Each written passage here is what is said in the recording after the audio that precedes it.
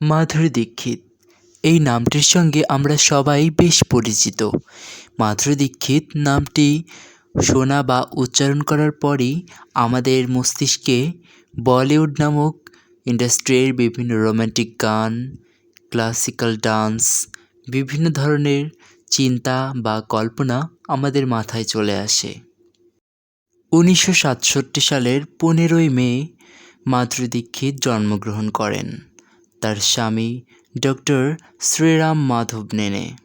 মাধুরী দীক্ষিত তার classical dance, তার filmi dance, নাচের যে কয়টি শাখা আছে সব কয়টিতেই তার অবদান অনস্বীকার্য এবং তার বাস্তবসম্মত অভিনয়ের কারণে তিনি আজও বলিউডে সেই সমানভাবেই জনপ্রিয়। বলিউডের প্রথম নারী সুপারস্টার হিসেবে গণ্য করা হয় শ্রীদেবীকে এবং শ্রীদেবীর পর যিনি বলিউডের দ্বিতীয় বা এখনও পর্যন্ত সর্বশেষ নারী সুপারস্টার তিনি হলেন মাধুরী দীক্ষিত। তারপরেও যদিও অনেকে এসেছিলেন সেই খেতাব নিতে, কিন্তু তারা শেষ পর্যন্ত এই খেতাব অর্জন করতে পারেননি।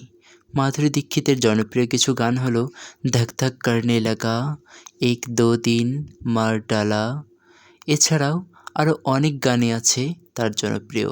তার বিখ্যাত কিছু মুভি হলো তেজাব, দেবদাস, সজন, হাম তুমহারে সনম ইত্যাদি।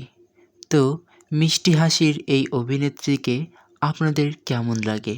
নিশ্চয়ই আমাকে আপনাদের মূল্যবান মতামত জানাবেন। আমি অপেক্ষায় থাকব আপনাদের মূল্যবান মতামতের।